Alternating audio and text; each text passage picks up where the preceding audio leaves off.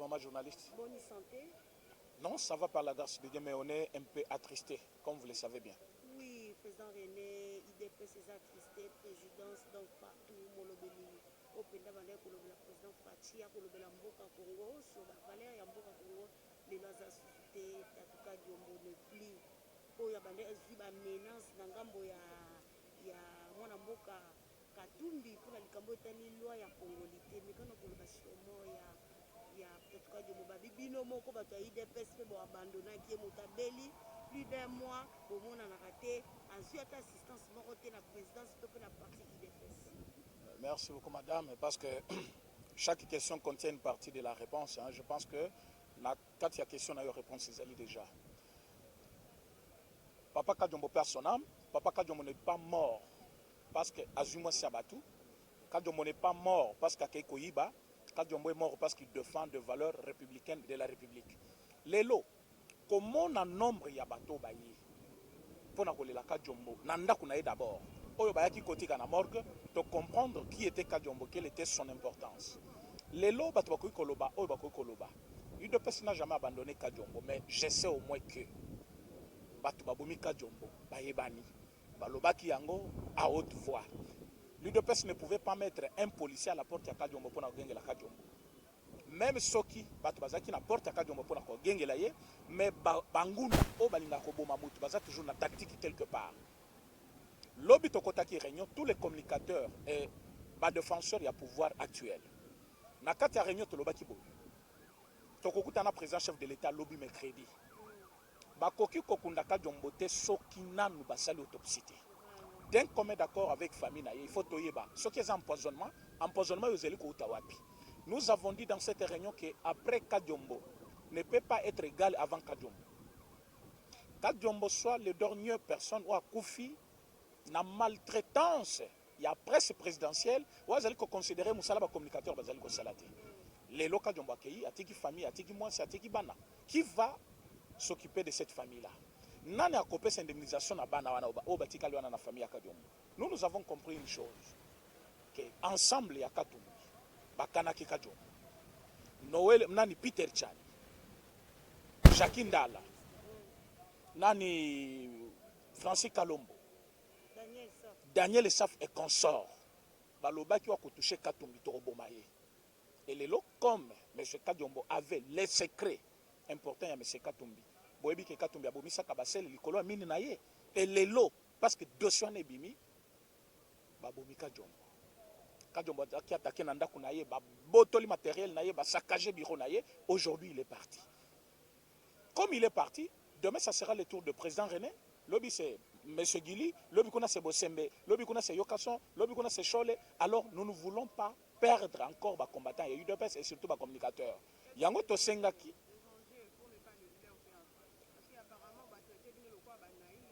Des gens qui vous défendent. C'est contrairement au régime passé, on voyait bel et bien que si quelqu'un, même jeunesse, a fait perdre des toucher Bango, leurs autorités réagissaient facilement et précocement. C'est différent de vous, président René. Merci beaucoup parce qu'on répond à la place Langaï. Mais qu'on traiter pouvoir nabiso comme pouvoir naïf, je ne peux pas tolérer. Ce n'est pas un pouvoir naïf, mais c'est parce que le chef de l'État travaille avec les gens qui ne veulent pas qu'autour de lui, qu'il y ait des gens. Moutoko Kokufa, la mort est naturelle. Toko Kolobaka Kekadjombo a koufi parce que Bondi Saki était. Mais en quelque sorte, tout le monde a quitté la menace avant l'Iwanaï. Mais, presse présidentielle, Bazali Kocha cale trop pour que les communicateurs, tout Bazali Nakati à la présidence, va accéder par président. Je vais vous dire un secret. Dans la présidence, nous avons plus de 70 personnes au Bazali Nakati à la presse présidentielle. Dites-moi, 70 personnes dans la canine au bazar la cellule de presse et chef de l'État. Soit que matanga ne ayebo na matanga cardinal, bazar na soki 30. Soit zongi, soit na biso montant bachaka na poche, yomoko olela. Kaka ndenge bayebo yao. Alors que ces gens-là ne font rien pour le pouvoir du chef de l'État actuel. Alors que nous mouillons nos chemises pour nous défendre le pouvoir. Bino tout boyeba ki Keshadar alobaki to simisi bino pouvoir to boto lango dans 2 ans. Aujourd'hui, on a 3 ans parce que nous avons rehaussé quand même le temps et nous avons ravi quand même la majorité parlementaire. Mais les locaux mona kebatoyo, balingi basakana liso na biso babomi Kadjombo. Lobi kuna babomaki Fumu Sabata. Lobi kuna c'était nani M. Jacob. Na kati ya présidence dans 2 ans.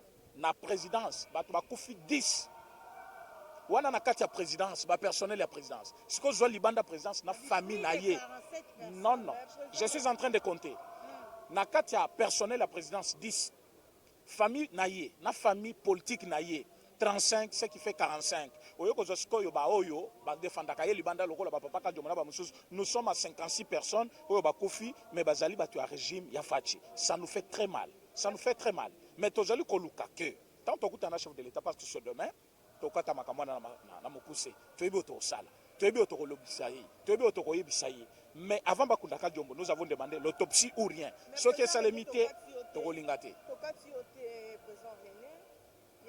sabato tokaki sango mpe lolenge eyaki ezalaki ya maladi oyo azalaki nango maladi ya diabete ndekende komema ye na liwa mpo asalisi kitisa boko kadiombo bakotelaki na ndako pesaki susi nakendaki na hôpital mais poison wana ezalaki na présidence kadiombo atikaki kokota présidence te na bino bapanzi sango tozali koyebisa bino bamama journaliste boyeba lelo ke vi ya mutu eleki mbongo poison mingi ezali kotambola bazali kopesa ngo mbingi na ba journaliste lelo micro nyonso ezali ya kobeba et comme même pour pesa moto interview ezali kosala mabe parce que tozali komona ke mingi bazali koboma bato baza ba journaliste je n'accuse personne mais selon banquette ezali kosala sur terrain on trouve que mingi ezali empoisonnement par micro respiratoire mais aussi ezali par nani ba climatisation na bandaku on a compris qu'il y a trop de choses fumu sabata ce que lobby lelo kofi pona diabète moi je ne crois pas mais je n'accuse personne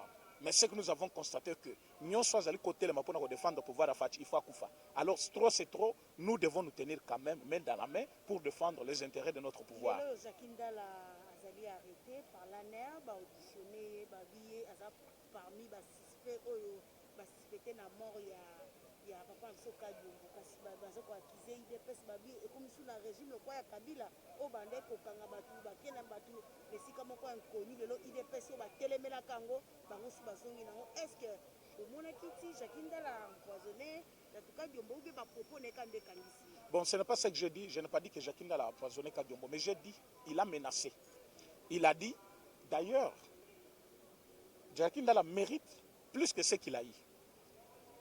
Donc il y a zaki mutu moko basambisa yete ba kange mala moko ba tiena boloko libela parce que le monsieur il a dit nous sommes préparés tozana bibundeli nyonso bozela mot d'ordre te mot d'ordre yango donc il avait déjà donné mot d'ordre alobi na bango ni na lobi nyonso koyelo na mutu sala donc azotinda batunani désobéissance civique azotinda batunani na violence azotinda batunani na résistance donc selon le monsieur azaki koluka comment déjà bakoki ko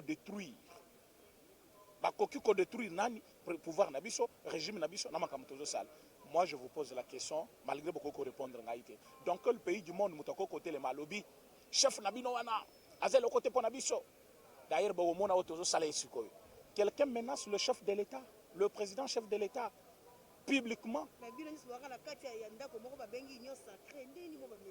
problème union sacré zawana te mutu azali ko menacer chef de l'état publiquement il mérite quand même l'arrestation ce monsieur là mutuba azali ko benga Jacques Ndala biso toza contre yete toza un problème na yete mais nous avons compris une chose que bango c'est Katumbi qui a plus la valeur que la nation congolaise aujourd'hui bomoni ke union sacré bayaki ya kolukila biso ba problème bango tong bayaki balobaki boye balobi na biso toza ba camarade na bino bandeko na bino tozali ko gérer pouvoir ensemble mais yoka iloko babeti soki loi ya Tchanyeleki biso tolongo union sacrée on se pose la question ba congolais nyoso balanda ngai bango bayaki union sacrée pour ba préparer 2023 ou bayaki union sacrée pour ba préparer vie ya ba congolais maintenant comme ils disent que 2023 Katumbi ou rien Soki Katumbi azali candidat donc tina na bango na union sacrée ezate donc les Congolais peuvent comprendre que Bayaki va préparer mandat ya 2023 donc Bayaki koluka vie ya ba Congolais est-ce qu'avec ce genre pareil on peut composer pour donner la vie meilleure aux Congolais non donc on a vite compris que ce sont deux personnes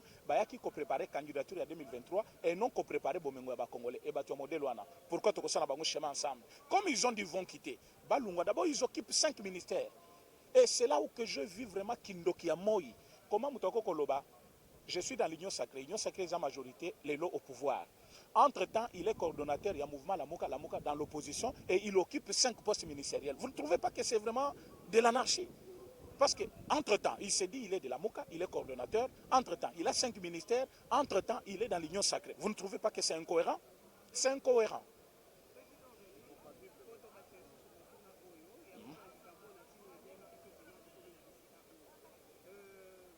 Monseigneur et cardinal Laurent Mosengo passé plusieurs spéculations likolo ya liwane babisi bakoloba ke poison ate sito parce que barumeur ebandaki kobimaki akufi te bino aye kokufa bino udps est donc parti au pouvoir il a travaillé, il vous a accompagné na slogan na yo abimisaka koloba ke les médiocres dégagent obundi ensemble. Quels sont les enjeux oyo boplace pour que bato bakosoutenaka bino pouvoir na bino batika kokende lokwa basusu? Bon, cardinal Mosengo paix à son âme. Tous les Africains, ceux qui m'ont sakufi, balobaka mabe na été. Moi, je suis politicien, je suis chrétien. Je sais que cardinal azali une histoire na mboka oyo muto akoki ko contester te. Bobo Sanate, qu'il était président de l'Assemblée nationale, azalaka président de la conférence nationale souveraine, mais comme mututu na mukili, mutu akoki kozala jamais na malamu azanga mabe. Azali na mabe, azali na malamu na ye. Cardinal Mosengo a servi ce pays dans le bien tout comme dans le mal, parce que nakoki komimisa mabe na ele lote, parce que si je me souviens de la 3e voix na conférence nationale souveraine en tant que membre de l'UDPS kopesanga kanda, mais comme akufi balobaka mabe ya mututé. Soki lelo toye awa, c'est parce que tozali ko honorer mémoire na ye en tant que cardinal nabiso, en tant que molobeli nabiso na kati ya Rome pour l'église catholique, tozali komona en lui quand même une référence historique de notre pays et la grandeur d'un homme intelligent qui avait étudié. Mais tant alobaki que les médiocres dégagent, les médiocres ont dégagé. Il y a eu l'opposition qui était avec lui, qui sont venus au pouvoir. Est-ce qu'il a accepté ce pouvoir-là? Tant que tu as pouvoir, il y a que les médiocres dégagent. Avant qu'il ne Fandinga Kofi Boye, il y a un mois, à Salaki Mess avec ces médiocres-là. Mais Souana, Azali Kosengela Bango Bolimbisi, Balimbisa Bango Panzambe, pendant que Bango Bazali continue au Bomba Congolais. Moi, je suis sûr que ici, nous sommes dans un lieu de deuil. Il ne faut pas réveiller les lions qui dorment. Moi, je soutiens Batignon Soubaï, je soutiens le président-chef de l'État. C'est lui qui m'a fait d'abord venir ici. Parce que ceux qui sont présidents de la Rave, mais ceux qui n'aillent, parce que je comprends qu'il respecte le cardinal. Moi qui le respecte aussi, comment je peux ne pas être là? Ce qui veut dire, Mabe Onyo Somuta Sali, ceux qui sont au Limbisanate, donc même nous n'avons pas au Limbisanate. Je l'admets, j'ai accepté ça. Pourquoi pas pouvoir en place et décréter 2 jours de deuil national, tout moi qui président de Kenya, son aboussa awa na Congo, ta décréter qui deuil national. Pourquoi pas tant qu'on est collé là bas médiocre na tango suka le mener na liwa. Collé la moto ezalika ka deuil nationalité. Je peux te dire l'église catholique c'est une église universelle. Aujourd'hui partout dans toute la province il y a Congo, bazali collé la cardinal Mosengo. Et matanga monseigneur et il y a un cardinal et ça les 3 jours. Deuil national les akaka soki bakitisi ba drapeau te boye baketo zape na état de siège. Cardinal Mosengo ba lié 3 jours. Kobanda dimanche, lundi, lelo, tozali mardi, bazali kolela cardinal Mosengo et boye ba que gouvernement a tché moyen en jeu.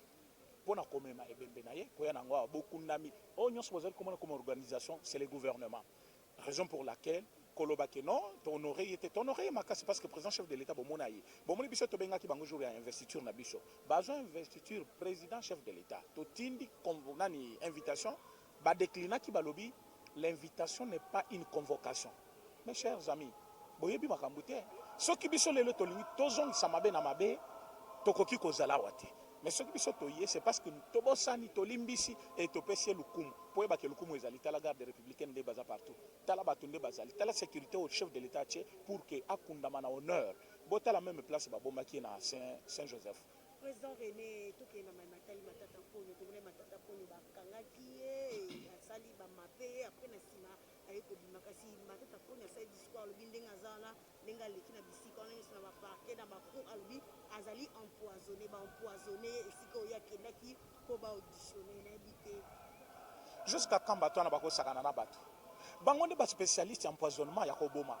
Matata Ponyo ne peut pas se plaindre d'empoisonnement.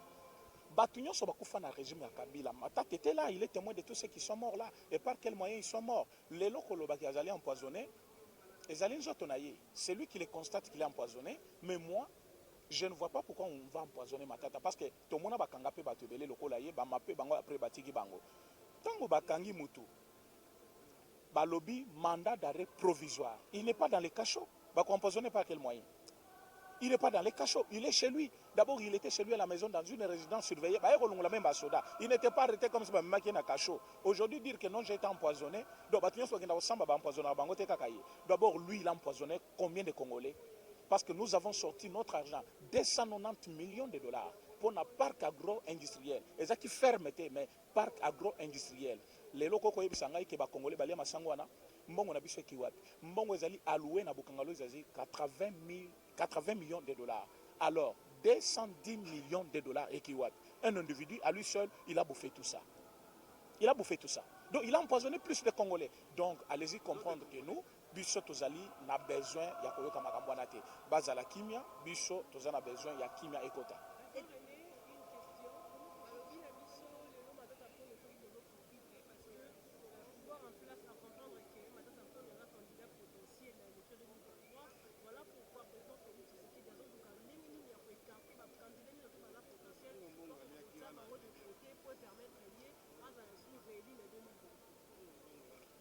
Merci beaucoup. Depuis la création de notre parti UDPS, Tozali, l'unique parti qui Koluka, élection c'est nous. Toluka élection na Mobutu Tolemba tika ko organiser élection té. Lelo mutu moko ta koki ko yebisa bino ke tokoki ma élection. Tozana besoin mutu nyonso à s'aligner comme candidat. Mais mutu a cause la candidat, il faut respecter normes. Si on a un problème na justice, s'il y a d'abord na justice, après oya ko présenter candidature na yo. Je ne pense pas que cause la ambition à cause la candidat et koki ko annuler fraude, soit corruption, soit détournement, au sali contre la République. Tu es candidat, oui. Mais tu as volé, oui. Est-ce qu'il faut bâtir Kakokanga? Non, parce que c'est candidat président. Je ne pense pas. Le monsieur a un problème avec Bukangalozo, avec l'État congolais. Bukangalozo est là qui depuis 2012, 2013, 2014, 2015. Candidature c'est pour 2023. Il faut-il bâtir Kasikoyo, enquête sur les dossiers qui existent déjà, parce qu'à cause de la candidat en 2023? Je ne pense pas. Azali ko mérité Tumbunaye, ce qui a Salimabe, bako écarté. C'est comme Moïse Katumbi. Balobi pose à la candidat, il faut à la d'origine congolaise de père et de mère. C'est une proposition de loi qui est aux Ali Kobunanango et Kota. Yo lobino bazali ko sala pas écarté. Comme si le pays a été réduit à une seule dimension d'un individu, avant de voter une loi, on doit se référer à un individu. Vous trouvez que cela est un manque de réflexion au bazali koluka ba dimne mboka na biso pour l'intérêt d'un individu en particulier comme de Jacques Ndalala. Donc aux Ali ko sacrifier intérêt il y a tout un pays pour un individu. Cela est bizarre et étrange dans un pays où Batubazali peut servir un individu collé Kamboka na bango moko. Nous avons besoin que loi et quota pour tout sécuriser Mboka na biso. Les lobotes la bokecho chaque jour. Le pays est occupé. Nous sommes sous l'occupation. Occupation de quoi? Des étrangers. Mais les étrangers ba côté la biso ndengeni. Balanda ba nya na bango ba étrangers. Tango to Tchaki James Kabarebe Awa comme chef d'état-major. C'est comme ça qu'il a enrôlé beaucoup de Rwandais en armée. Mais les autres ont besoin de ce que bateau va diriger biso. Base à la nationalité douteuse. En ce moment-là, beaucoup de gens qui m'ont dit la malam.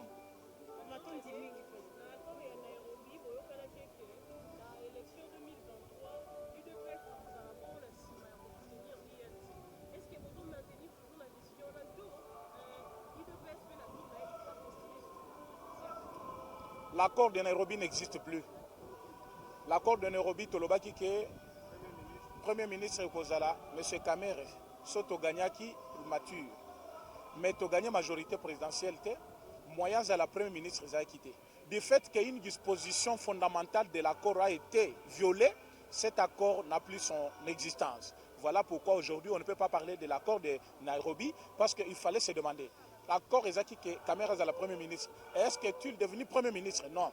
Il est devenu directeur de cabinet. Est-ce qu'il avait accepté? Oui. Comme il avait accepté, on a déjà violé la constitution, la disposition fondamentale de cet accord. Donc on ne peut pas s'attendre à respecter cet accord pendant que l'accord a été déjà violé. Donc cet accord tombe caduc. C'est moi qui vous remercie. Merci. Merci.